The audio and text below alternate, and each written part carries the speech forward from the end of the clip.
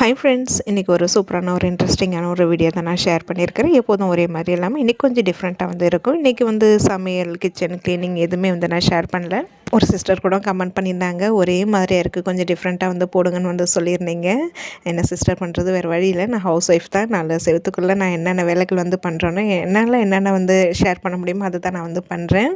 எனக்கு என்ன தெரியுமோ, என்ன வருதோ அதை தான் சிஸ்டர் என்னால் வீடியோ எடுத்து ஷேர் பண்ண முடியும். முடிஞ்ச அளவுக்கு டிஃப்ரெண்ட்டாக என்ன பண்ணுறதுன்னு எனக்கு தெரியல. உங்களுக்கு யாராவது டிஃப்ரெண்ட்டாக வேணும், எந்த மாதிரி பண்ணணும்னு நீங்கள் கமெண்ட் பண்ணிங்கன்னா முடிஞ்ச அளவுக்கு ட்ரை பண்ணுறதுக்காக நான் பார்க்குறேன். இன்றைக்கி என்ன வீடியோ பார்த்தீங்கன்னா, இந்த வீடியோ எடுத்தே ஒரு 2 வாரத்துக்கிட்ட ஆகுது. அது இன்றைக்கி தான் என்னால் ஷேர் பண்ண முடியுது.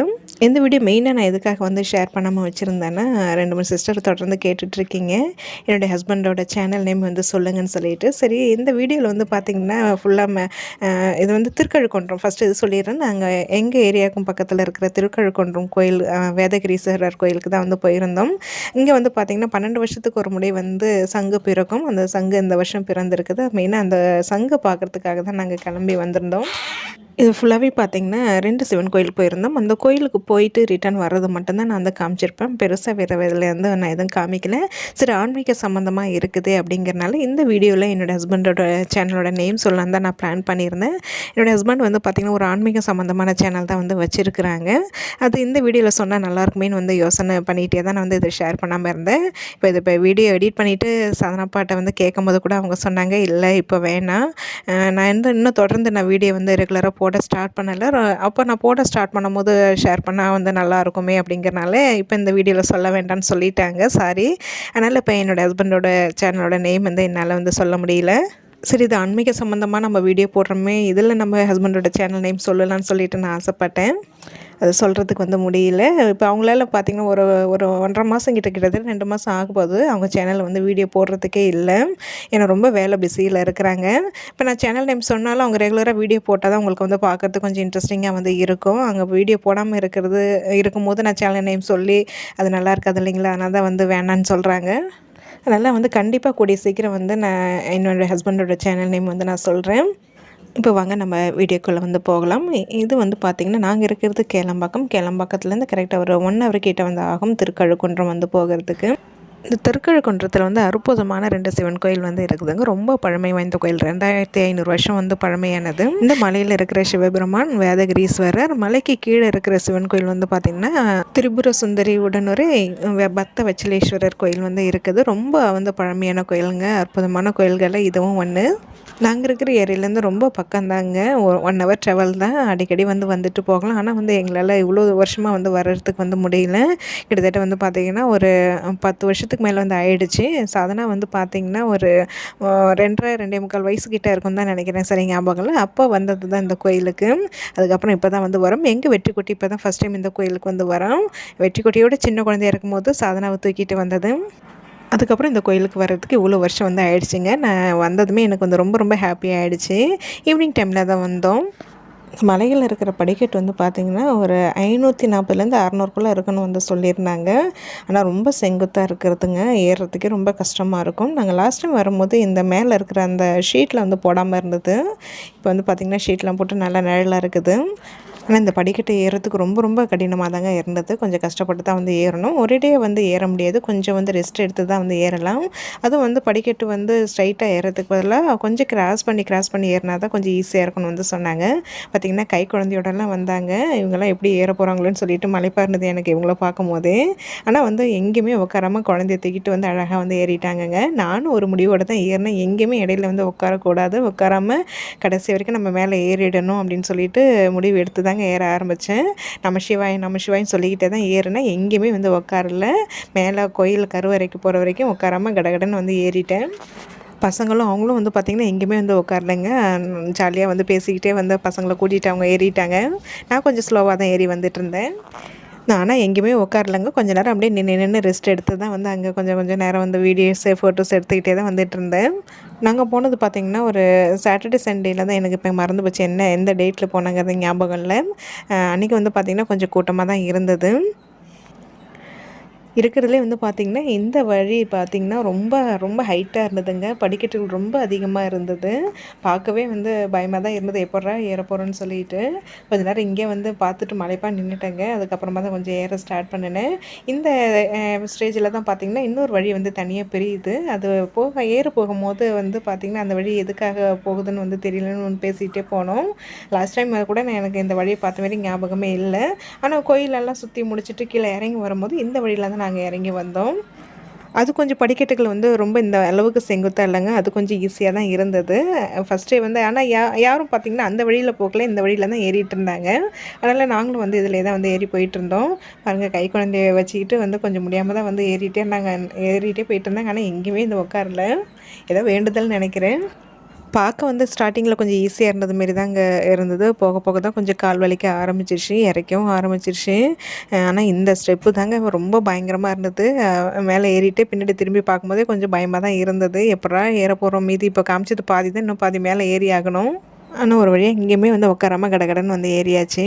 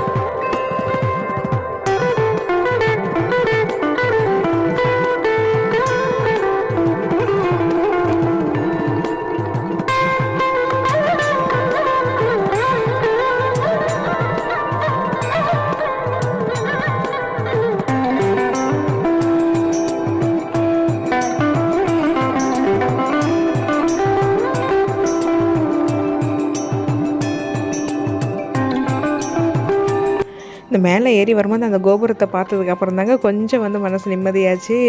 கோயில்கிட்ட வந்துட்டுன்னு சொல்லிட்டு கோபுரத்துக்கிட்ட வரும்போதே ரைட் சைடில் வந்து பார்த்திங்கன்னா சின்னதாக ஒரு மண்டபம் மாரி இருக்கும். இங்கே தான் வந்து பார்த்திங்கன்னா நிறைய பேர் வந்து ஃபோட்டோஸ் வீடியோஸ்லாம் வந்து எடுப்பாங்க. நானும் வந்து வீடியோஸ் எல்லாம் வந்து எடுத்திருந்தேன். உள்ள வரும்போது வந்து பார்த்திங்கன்னா கூட்டம் கொஞ்சம் அதிகமாக தான் இருந்தது. பார்த்திங்கன்னா நாங்கள் வர நேரம் கரெக்டாக வந்து அபிஷேகத்துக்கு வந்து ஏற்பாடு பண்ணிகிட்டு இருந்தாங்க. அதுவும் இன்னும் ரொம்ப சந்தோஷமாயிடுச்சு. ஸ்டார்டிங்லேருந்து கடைசி வரைக்கும் அபிஷேகம்லாம் வந்து முடிஞ்சு தீபாராதனைலாம் பார்த்ததுக்கப்புறம் தாங்க அங்கேருந்து வந்தோம். நாங்கள் எதிர்பார்க்கவே இல்லை. வந்து சாமி கும்பிட்டுட்டு கீழே இருக்கிற சிவன் கோயிலுக்கு போயிட்டு அந்த சங்கு பிறந்ததை வந்து பார்த்துட்டு வரலான்ட்டு தான் வந்தோம். ஆனால் நாங்கள் வர நேரம் கரெக்டாக அபிஷேகம் வந்து பண்ணியிருந்தாங்க. இதெல்லாம் வந்து எங்களுக்கு வந்து ஒரு கொடுப்பனை தான் வந்து சொல்லலாம். இதெல்லாம் வந்து நம்ம இந்த கோயில் வந்து அபிஷேகம்லாம் நம்ம பார்த்ததே இல்லை. இப்போ தான் ஃபஸ்ட் டைம் வந்து பார்க்குறோம். சாமி பக்கத்துலேயே நின்று தான் வந்து உட்காந்து அபிஷேகம் ஃபுல்லாக வந்து பார்த்துட்டு விளக்கெல்லாம் போட்டுட்டு அதுக்கப்புறமா தான் வந்து வெளியில் வீடியோஸ் ஃபோட்டோஸ்லாம் எடுத்துகிட்டு கீழே இருக்கிற சிவன் கோயிலுக்கு வந்து போனோம்.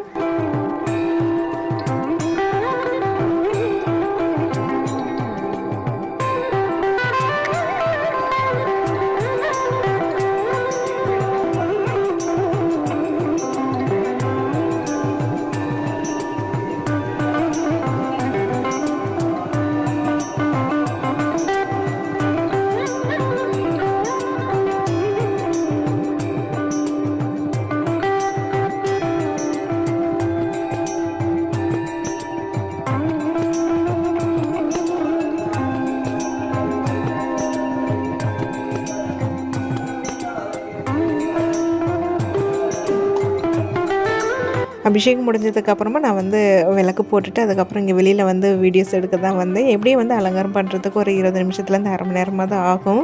சரி அந்த கேப்பில் கொஞ்சம் வெளிச்சமாக இருக்கும்போதே நம்ம இங்கே வந்து ஃபோட்டோஸ் வீடியோஸ் எடுக்கலான்ட்டு நான் மட்டும் தான் வந்தேன். பசங்க அவங்க யாரும் வரல.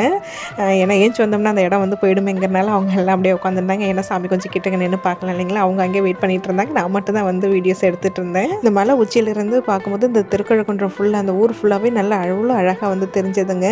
கீழே இருக்கிற அந்த சிவன் கோயில், அதுக்கப்புறம் இந்த கோயில் குளம் வந்து இந்த குளத்துலேருந்து தான் 12 வருஷத்துக்கு ஒரு முறை அந்த சங்கு பிறக்கிறதும் வந்து சொல்லுவாங்க. இந்த வருஷம் வந்து அந்த சங்கு பிறந்த எடுத்து அந்த கீழே இருக்கிற சிவன் கோயிலில் வந்து பார்வைக்கு வச்சுருக்கிறாங்க. இங்கே தீபார்த்தனைலாம் முடிஞ்சதுக்கப்புறமா அந்த கோயிலில் போய் அங்கே பார்த்துட்டு வரணும். இதோட வீடியோ ஷார்ட்ஸ் வீடியோ நான் இன்றைக்கி மதியம் வந்து நான் ஷேர் பண்ணியிருந்தேன். மனசே இல்லைங்க இங்கேருந்து கிளம்புறதுக்கு அவ்வளோ அழகாக இருந்தது. லாஸ்ட் டைம் வந்து பார்த்திங்கன்னா என்னோடய மாமனார் மாமியாருக்கு 60ஆம் கல்யாணம் வந்து நாங்கள் வச்சுருந்தோம். அப்போ வந்து சாதனா அப்பாவோட தாய்மாமா இங்கே செங்கல்பட்டில் இருக்காங்க.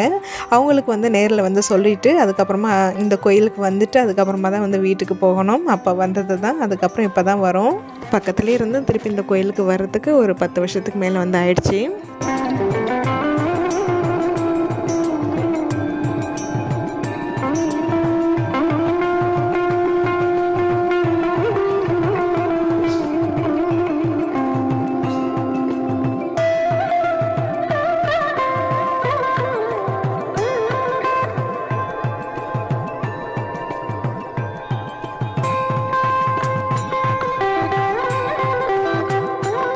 இது வந்து பார்த்திங்கன்னா உள்ள தீபார்த்தனை எல்லாம் முடிஞ்சதுக்கப்புறமா வந்து வெளியில் வரும்போது லைட்டாக இருட்டாக ஆரம்பிச்சிருச்சு. லைட்டு வெளிச்சத்துலேயும் பார்க்குறதுக்கு அவ்வளோ அழகாக இருந்ததுங்க. நான் ரொம்ப பிடிச்சிருந்தது. நல்லா காற்றடிச்சிக்கிட்டு எனக்கு இறங்கி வர்றதுக்கே மனசே இல்லை, அவ்வளோ அழகாக இருந்தது. இப்போ மேலேருந்து பார்க்குறோம் இல்லைங்களா, அந்த சிவன் கோயிலுக்கு தான் நம்ம வந்து கீழே இறங்கி போகணும். அங்கே வந்து பார்த்திங்கன்னா கொஞ்சம் நேரம் அந்த காற்றுலேயே கொஞ்சம் நேரம் பசங்க கூட ஜாலியாக என்ஜாய் பண்ணிவிட்டு அங்கே ஃபோட்டோஸ் வீடியோஸ்லாம் எடுத்துகிட்டு அதுக்கப்புறமா இங்கே கீழே இருக்கிற சிவன் கோயிலுக்கு தான் வந்தோம். கோயிலில் பிறந்த அந்த சங்கு வந்து கீழே இருக்கிற சிவன் கோயிலில் தான் வந்து பார்வைக்கு வந்து வச்சுருக்கிறாங்க. கரெக்டாக வந்து வெற்றிக்குட்டியோட பிறந்த நாள் அன்றைக்கி தான் அந்த சங்கு வந்து பிறந்தது. அது ஒரு ஞாபகார்த்தம் வந்து. அதுக்கப்புறம் தான் நாங்கள் அந்த கோயிலுக்கு வந்தோம். எங்களுக்கு வெளியில் வந்து ஃபேமிலியோடு வந்து எங்கேயாவது போய் சுற்றி பார்க்குறதுக்கு போகிறதுக்கு விரும்புகிறதோட இந்தமாரி வந்து பழமையான கோயில்களுக்கு போகிறதுக்கு தான் எங்களுக்கு ரொம்ப பிடிக்கும். நாங்கள் அடிக்கடி இந்தமாரி கோயில்களுக்கு தான் வருவோம். லாஸ்ட் டைம் வரும்போது கூட இந்த சிவன் கோயிலுக்கு வந்து வரல. மேலே இருக்கிற வேதகிரீஸ்வரர் சிவன் கோயிலுக்கு மட்டும் போயிட்டு நாங்கள் வீட்டுக்கு போயிட்டோம். ஆனால் இந்த கோயில் ஃபஸ்ட் டைம் வந்து வரங்க. எனக்கு ரொம்ப ரொம்ப பிடிச்சிருந்தது. அவ்வளோ பிரம்மாண்டமாக நல்ல பெரிய சிவன் கோயிலாக வந்து இருந்ததுங்க. பகல் வந்திருந்தால் இன்னும் ரொம்ப நல்லா இருந்திருக்கும். நல்லா சுற்றி பார்த்துருக்கலாம். உங்களுக்கு வீடியோ எடுத்து நான் ஷேர் பண்ணியிருந்திருப்பேன். ஏன்னா அவ்வளோ அழகாக இருந்தது கோயில்.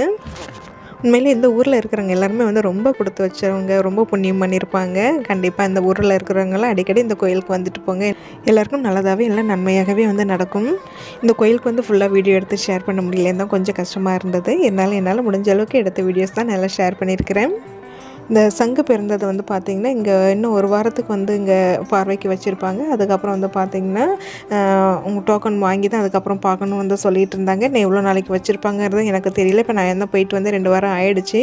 ஒரு வேளை வந்து பார்த்திங்கன்னா கோயில் உள்ளே வச்சுருப்பாங்கன்னு நினைக்கிறேன். இந்த கோயிலுக்கு வந்து மனசுக்கு ரொம்ப சந்தோஷமாயிடுச்சிங்க. நாங்கள் எங்கள் வீட்டில் வில்வ மரம் இருக்குது.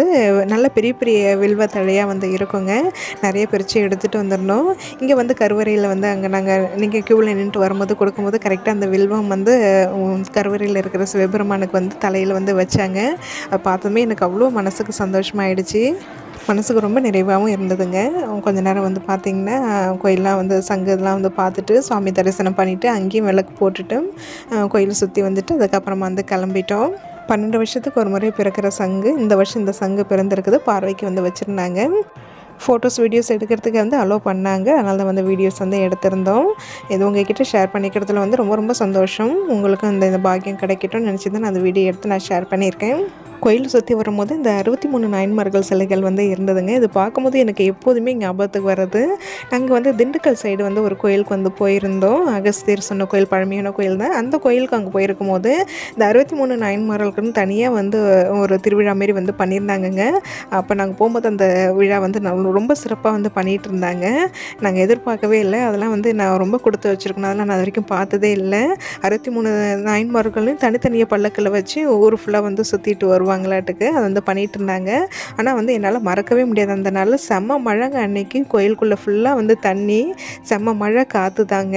அந்த மழை காற்றுலுமே வந்து அந்த 63 நாயன்மார்கள் வந்து நல்லா தெருவில் ஊர்வலமாக எடுத்துகிட்டு வந்து கோயிலுக்குள்ளே வந்து நல்லா வந்து அந்த உரி மோளம்லாம் அடித்து நல்லா சூப்பராக வந்து பண்ணியிருந்தாங்க. என்னால் இன்றைக்கும் அந்த நிகழ்வு வந்து மறக்கவே முடியாது. அது வெற்றிக்குட்டி கை குழந்தையாக இருக்கும்போது போயிட்டு வந்தோம். அப்புறம் ஈரோடு, வேலூர்னு சொல்லிட்டு நிறைய கோயில்கள், பழமையான கோயில்கள், அகஸ்தியர் மகரிஷி சொன்ன கோயில்கள்லாம் அங்கே போயிட்டு வந்திருக்கிறோம். அப்போல்லாம் நான் யூடியூப் வந்து வச்சுருக்கல, இருந்தால் கண்டிப்பாக வீடியோ எடுத்து ஷேர் பண்ணியிருந்திருப்பேன். இன்னும் நிறைய கோயில்கள் வந்து சாதனாப்பா லிஸ்ட்டு போட்டு வச்சுருக்காங்க, அந்த கோயிலுக்கெல்லாம் போகணும்னு சொல்லிட்டு. கண்டிப்பாக போகும்போது உங்களுக்கு நான் ஷேர் பண்ணுறேன். கூடிய சீக்கிரம் ஒவ்வொரு கோயிலாக போகணும்னு நினச்சிட்ருக்கோம்.